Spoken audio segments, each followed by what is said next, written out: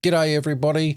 Today we've got such an interesting contradiction, and yes, this is Contradiction Tuesday, and today we have a contradiction that was Haman an Agagite, and what does it even mean? We're going to go through that, and it's going to be more interesting than you think, because are these contradictions? Well, let's find out. My name is Craig, and this is Morning Star Quest, where we are journeying through the Bible, one question at a time.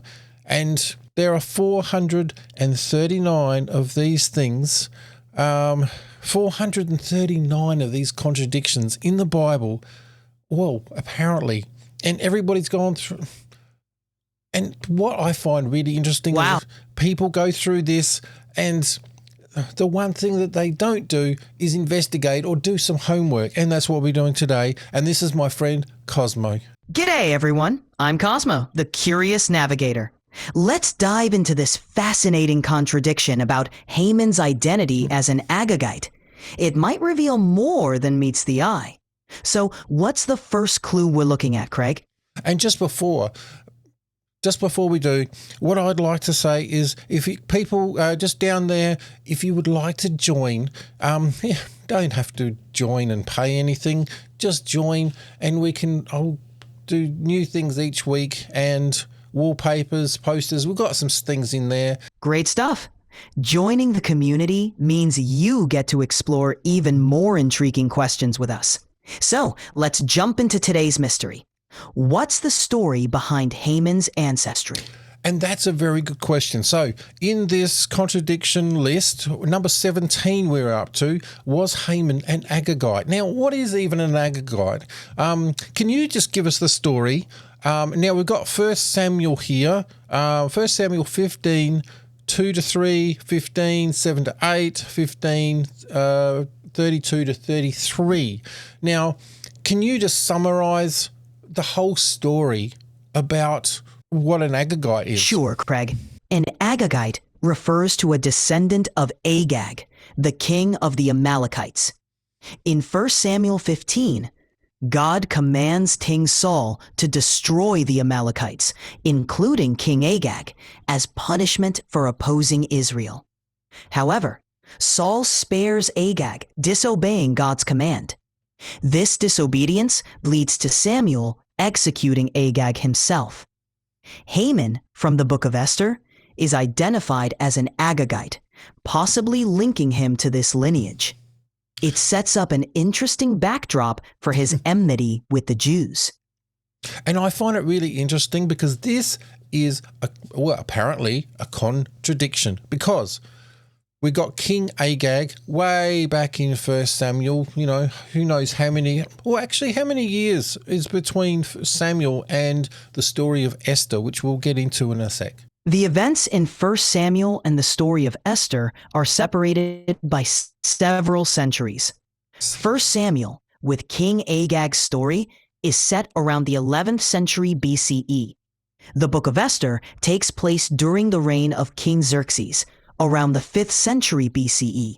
So we're looking at roughly 600 years between the two. Quite a gap, isn't it? With 1 Samuel, we've got Agag, and I guess you could say he is pictured as someone that is on the wrong side of Israel. Yes.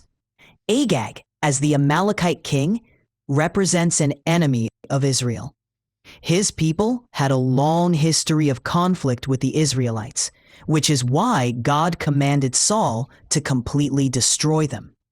Saul's failure to fully carry out this command sets the stage for future conflicts, including the one with Haman in Esther. So my question is, all right, and we'll get to Esther in a sec, but with Haman as an Agagite in Esther, why is that such a bad thing?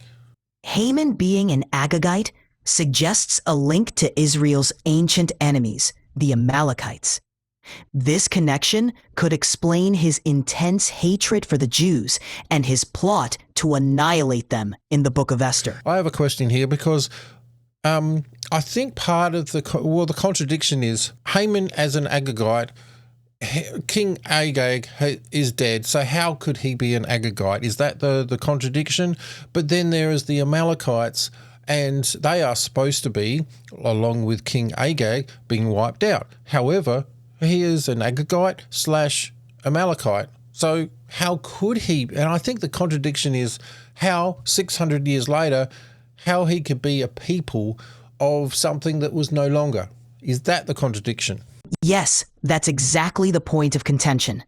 If Saul was commanded to annihilate the Amalekites, including King Agag, how could Haman, identified as an Agagite, appear centuries later? It raises questions about the survival of his lineage and the Amalekite people, despite the biblical account of their destruction. All right, let's get into Esther. And what I want you to do, because with Jewish tradition, they do like to, once a year, they actually tell the story of Esther. And they do some amazing things with this story, because every year they do the story and there's a whole heap of cast of characters. And even when the name Haman comes up, they do something special. What's that? During the Jewish festival of Purim, the story of Esther is retold, and it's quite a lively affair. Whenever Haman's name is mentioned, people boo, hiss, stamp their feet, or use noisemakers called groggers to drown out his name. It's a way to symbolically blot out the memory of Haman, who is seen as a villain in the story. It really brings the narrative to life. All right, in that vein, can you tell the story of Esther, but can you tell it in a story, like really go into the storytelling? Certainly. Imagine we're gathered around and the tale of Esther unfolds. In the ancient Persian Empire, King Xerxes reigns. When his queen defies him, she is cast out, and a search for a new queen begins.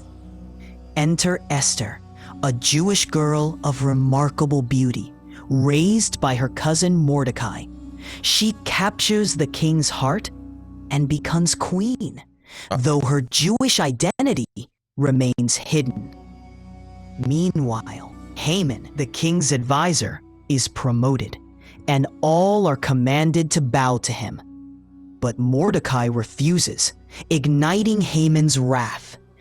Discovering Mordecai's Jewish heritage, Haman plots not just against him, but against all Jews in the empire, seeking their destruction. In desperation, Mordecai turns to Esther, urging her to use her royal position to save her people. Braving the king's wrath, she reveals Haman's plot and her own Jewish identity. The tables turn, and Haman meets his demise on the very gallows he built for Mordecai. Yeah, okay, and that's pretty much the story. So thank you for that. All right, let's go back to the Amalekites. Were all of the Amalekites wiped out as in Samuel? Well, that's the thing. Despite the command for total destruction in 1 Samuel, it seems the Amalekites were not completely eradicated. The Bible mentions Amalekite survivors and their reappearance in later narratives, suggesting that some escaped or the command was not fully carried out. This opens the door for Haman's lineage to trace back to the Amalekites, leading to the conflict in Esther's time. And so they really should have said Haman is an Amalekite.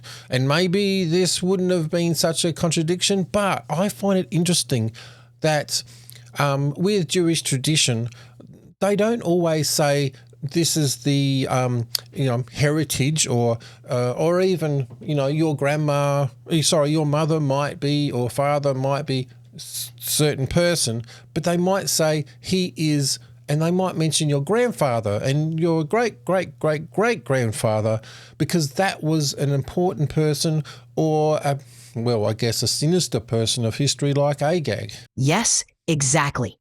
In Jewish tradition, lineage and identity often emphasize notable ancestors.